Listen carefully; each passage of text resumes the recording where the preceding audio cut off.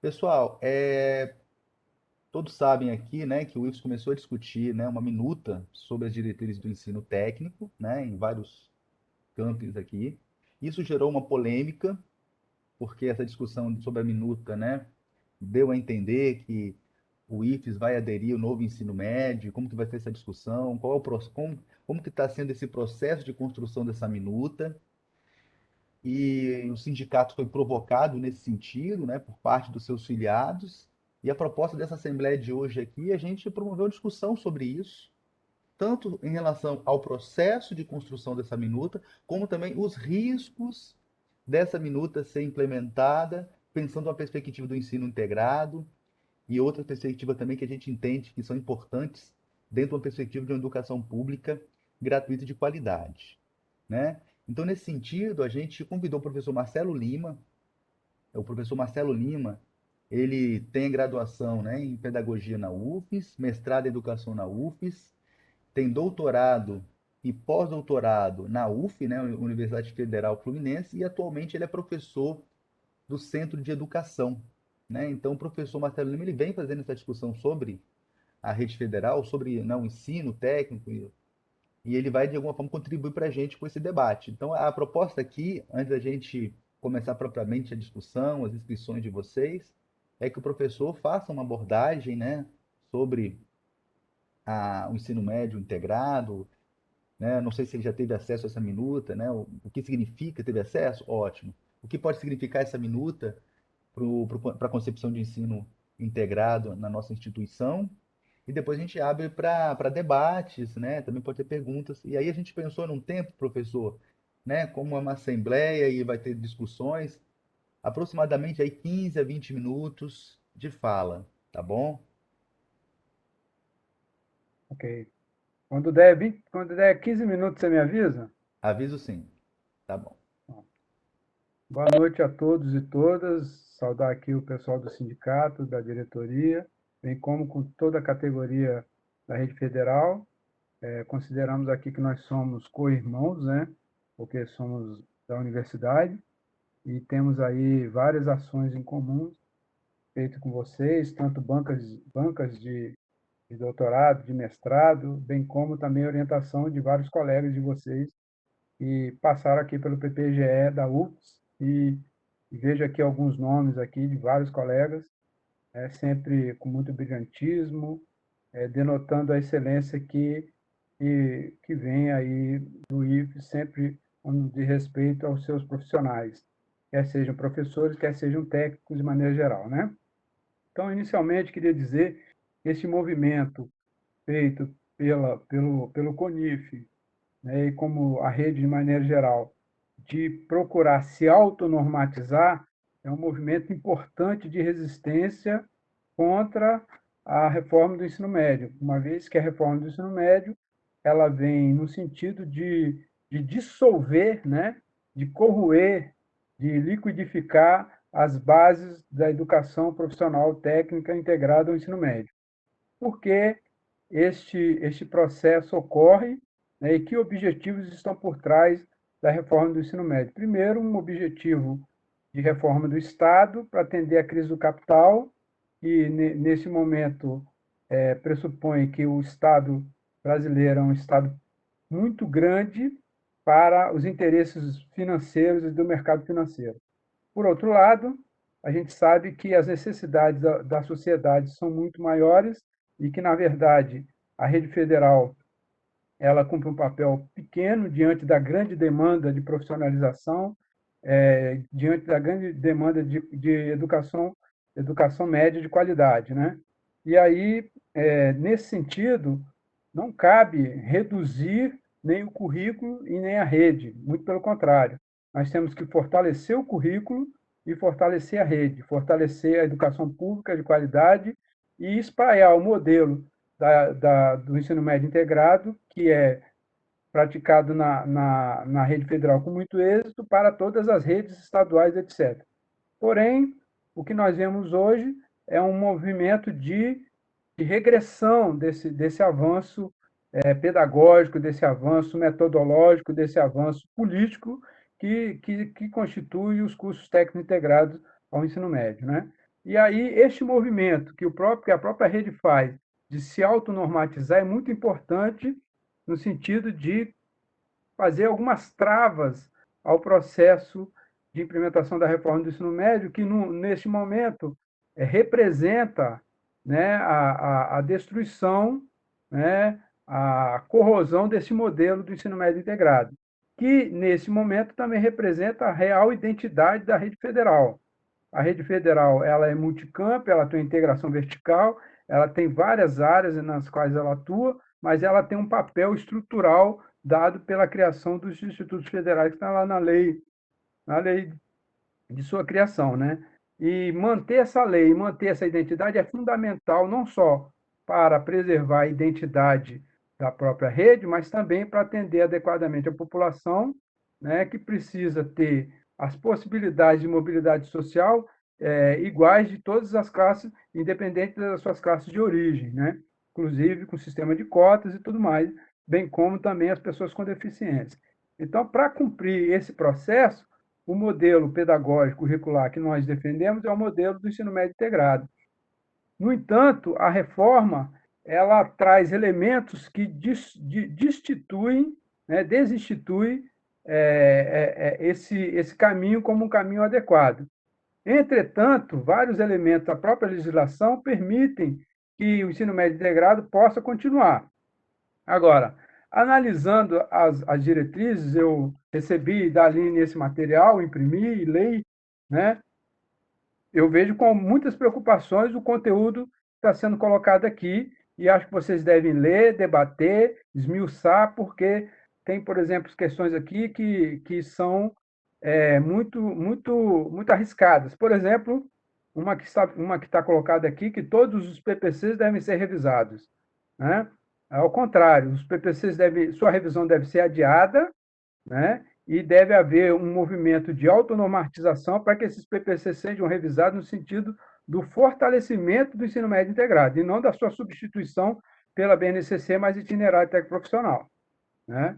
Então, se essa autonormatização não ocorrer no sentido de fortalecer o ensino médio integrado e se direciona para a reforma do ensino médio, é submeter a rede federal a um movimento de implementação que vai desqualificar aquele trabalho que é feito pela própria rede federal. E aí, a revisão do PPC nesse momento não é adequado, porque se você vai caminhando para o abismo, é melhor você parar. É melhor você parar e se organizar e se preparar para saltar o abismo, correto? E não acelerar para cair mais rápido. Então, eu acho que a revisão dos PPCs nesse momento ela é muito arriscada. Segundo, que eu vi também aqui, é que os conceitos de interdisciplinaridade e de integração não estão muito bem alicerçados, no sentido de que não é a integração, não é a integração que leva à interdisciplinaridade, né? A interdisciplinaridade que leva à integração, quer dizer, a integração é algo maior que a interdisciplinaridade. Não basta só você fazer uma estratégia interdisciplinar, você deve fazer uma estratégia, um currículo que seja integrado, de maneira orgânica, né? Então, existe algumas apropriações das diretrizes novas e da própria lei e elas são contraproducentes ao modelo do ensino médio integrado. E a sua inserção nessa minuta, nessa autonomatização, coloca em xeque o próprio ensino médio integrado. Então, se você vai fazer alguma minuta e se você vai fazer alguma autonomatização no sentido de fortalecer o ensino médio integrado, você deve evitar se apropriar dos conceitos da reforma e dos defeitos da reforma. Você deve fortalecer aquilo que está na legislação que fortalece o ensino médio integrado, percebe? Então, aqui tem alguns usos dos termos itinerário, BNCC, etc., que não são adequados e que já que é para mencionar, menciona o que é positivo e não aquilo que coloca em xeque o ensino médio integrado, percebe? Então, por exemplo, nós temos o artigo 205 da Constituição que diz assim: a educação visa o pleno desenvolvimento da pessoa humana, né, seu preparo para o exercício da cidadania e sua qualificação para o trabalho. Esses três elementos precisam estar colocados ali. Outros, quando eu falo da função do ensino médio, eu falo que o ensino médio deve consolidar aquilo que ocorreu no ensino fundamental, deve preparar para os ensinos posteriores e deve fazer com que os alunos se apropriem dos fundamentos científicos e tecnológicos da produção moderna. Então, convergir esses objetivos podem contemplar o ensino médio integrado, percebe? Agora, se eu começar a puxar lá das diretrizes, os conceitos que elas têm, ou da nova, da 13.415, esses conceitos, eles não vão contribuir para o fortalecimento do ensino médio integrado. Ao contrário. Outra coisa que eu vi aqui que eu fiquei muito preocupado, em relação, me desculpe eu falar assim meio telegraficamente, porque o tempo também não permite, né? Pensar aqui na oferta de ensino médio integrado à educação profissional na modalidade EAD. Né? Quer dizer, isso é muito, muito perigoso. Você pode trabalhar com a EAD como um recurso dentro do processo de ensino-aprendizagem, mas não transformar o curso em um curso EAD. Né? Por quê? Porque justamente aquilo que dá visibilidade, força e importância à rede federal é a sua infraestrutura. Né? A sua infraestrutura que dá solidez ao processo pedagógico do qual emerge o ensino médio integrado e no qual ele se baseia. Né? Outra coisa que precisa ficar claro é que o CONIF, a Rede Federal e o IFES, aqui do Espírito Santo, bem como o sindicato, devem rejeitar, né? Devem rejeitar a ideia de um ensino médio integrado à distância, deve rejeitar a ideia de um ensino que não tenha esses elementos de uma integração orgânica, né? E que não deve compactuar com o retrocesso que a reforma impõe. Né? Por exemplo, quando ela mistura, por exemplo, espaços de simulação com espaço de realização. Todos sabemos aqui que a educação profissional ela requer um espaço específico, né? E esse espaço específico ele copia, de certa maneira, o espaço produtivo, né? Mas não tem como fim produtivo, tem um fim formativo. No entanto, quando eu transformo isso em simulação, eu jogo tudo isso para dentro do computador. Então, eu não preciso dar aula de tornearia, eu boto um torno lá, uma simulação de um torno ou um filme de um torno e já dei aula do que é fazer uma usinagem, por exemplo. Né? Outra coisa super importante e fundamental, e que talvez seja a marca mais importante da rede, é a qualidade dos seus recursos humanos. Então, quando eu absorvo a ideia de notório saber, a rede tem que se posicionar. Né? A rede vai aceitar que qualquer pessoa dê aula na rede, primeiro que a rede tem uma carreira valorizada, mesmo com as perdas, mesmo com reforma administrativa e tudo mais, nós sabemos que a rede... E como é que vai ser, então, a seleção disso? Então, qualquer pessoa pode dar aula de... Eu vou falar aqui do curso de eletrotécnica que eu fiz, vai dar aula de sistema de proteção, vai dar aula sobre geração e transmissão de distribuição de energia. Qualquer pessoa pode chegar, que manifestar algum saber sobre isso, vai chegar lá e vai... Não, ele tem que ser um engenheiro eletricista, ele tem que ter formação pedagógica, ele tem que ter todo um acúmulo, e isso tem que ser publicamente selecionado na forma de concurso público, com carreira. Né? Então, isso é impossível ser compatível com a ideia de notório saber.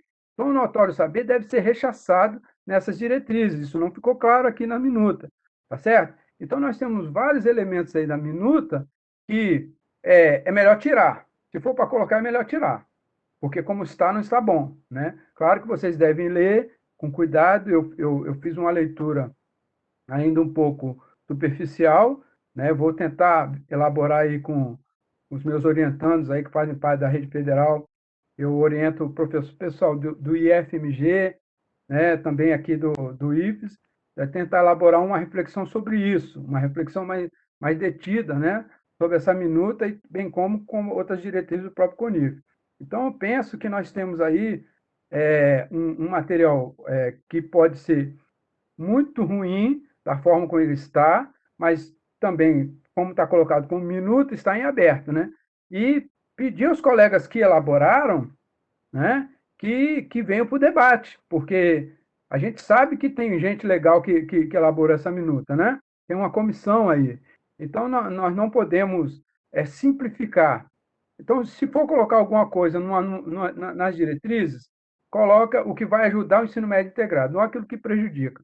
E quando for mencionar a legislação, coloca na legislação maior, que a própria LDB, a própria LDB e a própria Constituição coloca para a educação e educação pública e bem como a Rede Federal de Educação Profissional e Tecnológica, funções que são fundamentais para a formação humana integral. Né?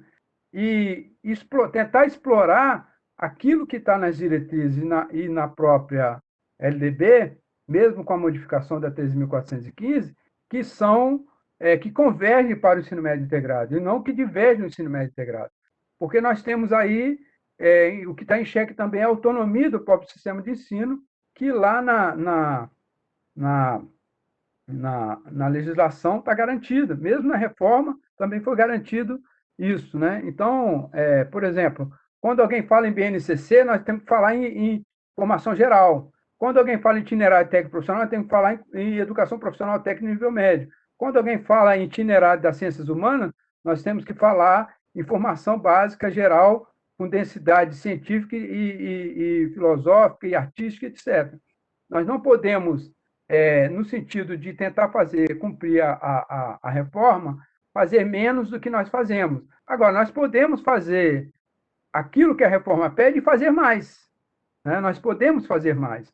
Então, se quer chamar um determinado grupo lá de conteúdo de BNCC, de itinerário, pode chamar, mas nós não podemos nos restringir a essa estrutura, porque essa estrutura ela vai corroer as bases do ensino médio integrado, inviabilizando. Outra coisa que está ali nas diretrizes também, o ensino médio deverá ter 3 anos de duração. Ora, está na Constituição, está lá na LDB, aliás, que o ensino médio tem que ter no mínimo 3 anos. Não pode dizer que tem 3 anos, porque daqui a pouco alguém vai dizer que é uma média. Porque se vocês forem prestar atenção na reforma do ensino médio, um aluno pode fazer 1 ano e meio de BNCC, depois ele pode trabalhar de empacotador ali no Perim, pegar aquela experiência e chegar lá e falar assim, não, eu fiz o itinerário técnico profissional aqui, ó, eu tenho experiência profissional. Aí 15 alguém vai lá, então minutos. tá bom, então toma aí seu diploma de ensino médio. Deu 15 minutos? 15 minutos, isso. Então, aí você já está com o diploma de ensino médio. E em que medida esse jovem que fez 1 ano e meio de BNCC numa escola estadual e que trabalhou 1 ano de empacotador no Perim, nada contra a função de empacotador, uma função nobre também, né? Mas você imaginar que isso vai substituir aquilo que seria na rede federal o conteúdo de um curso técnico, isso baratear a formação do jovem, e esse jovem não vai representar nenhuma ameaça ao acesso ao ensino superior, porque o que está em jogo, principalmente quando as redes privadas e as classes dominantes pensam em relação ao IFES, é que o IFES muda a regra, a dinâmica da disputa ao acesso ao ensino superior. Né? Então, vocês vejam quantos jovens aí que acessaram o ensino superior nos cursos mais difíceis. Falo isso aí dando exemplo da minha filha, né? Que chegou a um curso bem difícil, tendo estudado no IFES. Então, as duas fizeram, uma fez no IFES Vitória, outra fez no IFES de Colatina. Então, como é que elas conseguiram chegar ao ensino superior da Universidade Federal? Graças ao trabalho feito pelo ensino médio integrado. Isso é fundamental. E isso incomoda muito. Tá? Isso incomoda muito as classes dominantes, pensar que tem uma rede pública que disputa pau a pau e na maioria das vezes, vence o acesso ao ensino superior. Né? Então, esse barateamento do currículo, ele vai mudar o jogo de disputa ao acesso ao ensino superior brasileiro em detrimento das classes populares, que vem na rede federal e na rede pública, de maneira geral, uma via de acesso com densidade e que não negligencia também a sua formação para o trabalho. Então, penso que vocês têm aí uma questão muito séria para pensar, que vocês devem tentar dar máxima transparência a esse debate, para isso aqui não ficar em petit comité, tá certo? Isso aqui não pode ficar em petit comité, vocês devem fazer esse debate por camp, por curso, sabe? E tentar, de fato, garantir que nós tenhamos aí, sempre quando eu falo no IFES, eu falo me incluo no meio, que me considero do IFES, eu sou egresso do IFES, então, para que nós tenhamos a permanência e o fortalecimento do ensino médio integrado, que com essas diretrizes, como estão escritas, não vai aqui nenhuma crítica às pessoas que escreveram, tá certo? Como ela está bastante arriscado esse movimento de autonomatização se normatizar para pior, tá certo? Deixo aqui meus cumprimentos aos colegas do sindicato e faço voto que vocês possam aprofundar esse debate e fortalecer aí na luta contra a reforma administrativa, bem como contra a implementação da reforma do ensino médio na rede federal. Grande abraço.